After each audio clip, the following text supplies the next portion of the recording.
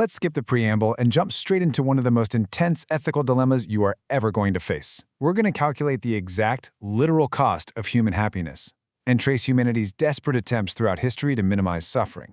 And look, this isn't just dry academic theory. These are the deeply human, sometimes shocking stories that form the very foundation of how governments and societies actually price human life today. So, picture this. Imagine a perfect utopian world. Everyone there enjoys absolute uninterrupted prosperity. Sounds amazing, right? But wait, there's one horrifying, non-negotiable catch. Every single ounce of that joy is entirely dependent on one thing.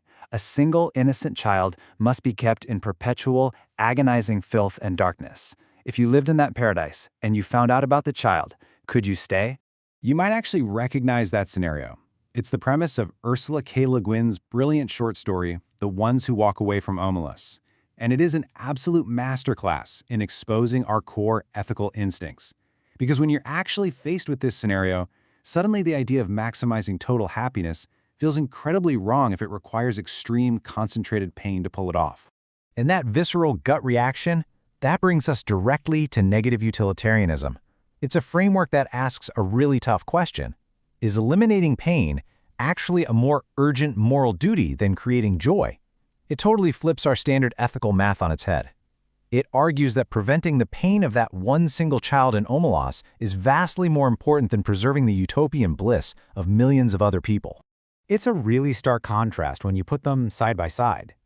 Classical utilitarianism, which was famously championed by thinkers like Jeremy Bentham, focuses on building the highest possible tower of pleasure for the greatest number of people.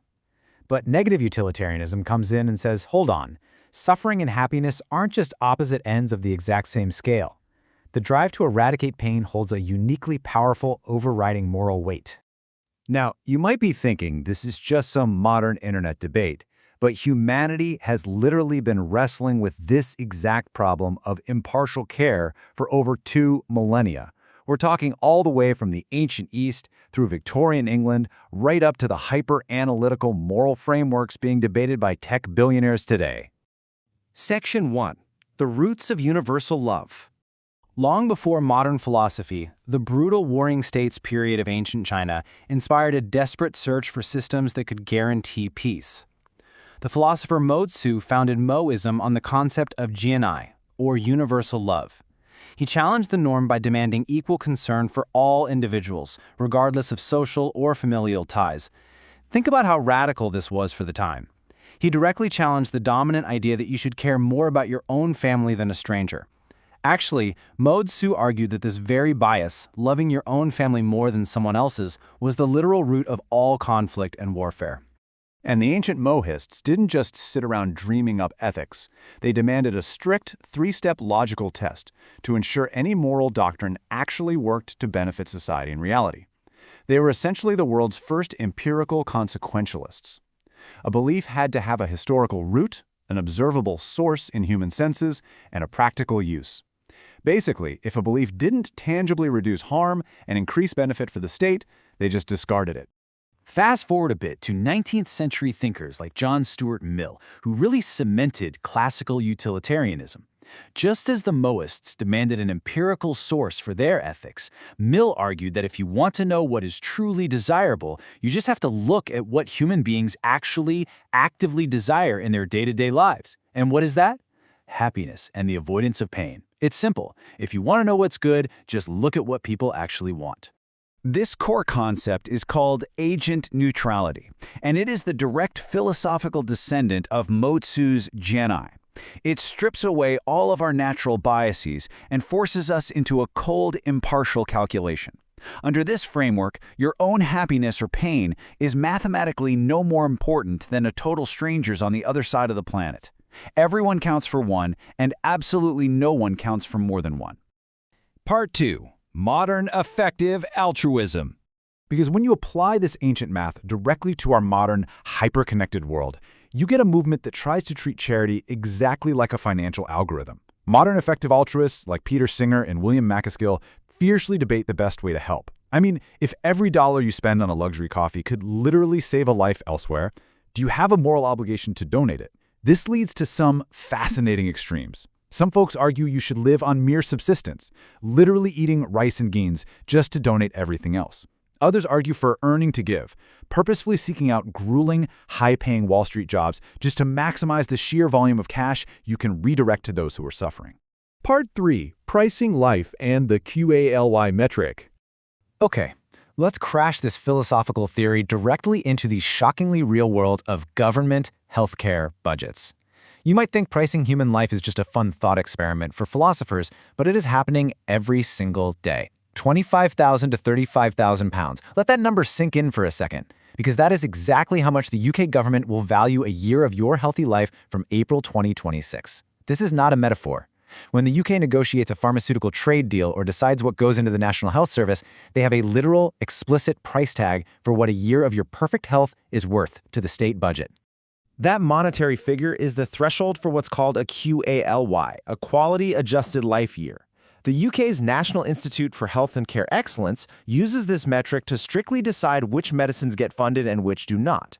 A QALY measures both the quantity and the quality of life generated by a healthcare intervention. So if a new groundbreaking drug costs more per QALY than that 25 to 35,000 pound threshold, the government's impartial math dictates that it's simply not cost-effective enough to provide to the public.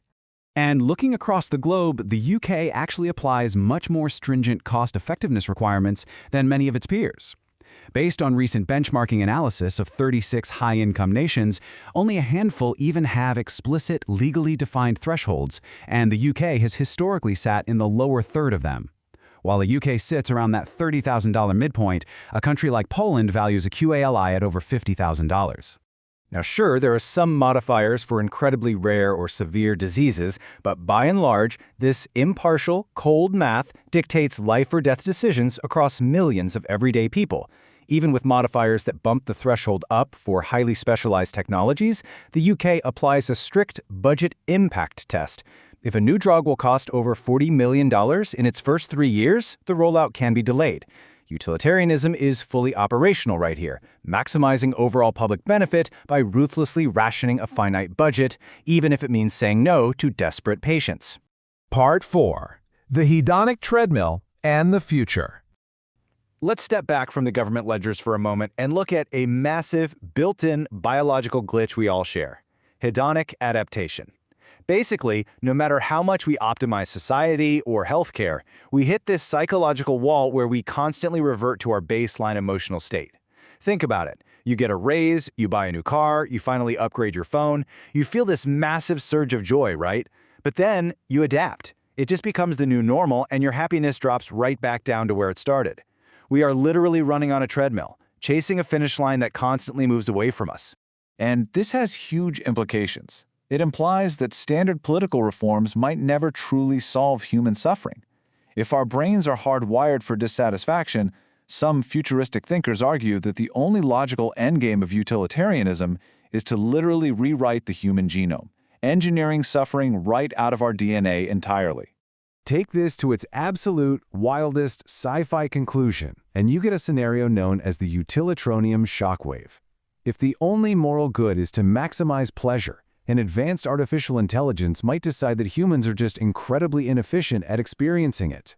The most logical step for an AI would be to dismantle our bodies, our planets, our stars, and convert all matter in the universe into microscopic computers that do absolutely nothing but experience mathematically perfect, uninterrupted bliss.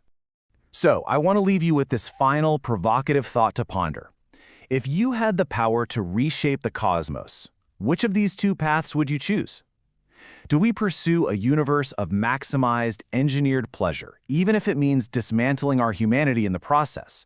Or is our only real obligation simply to walk away from Omelas, doing whatever it takes to ensure that no one, anywhere, ever has to suffer again?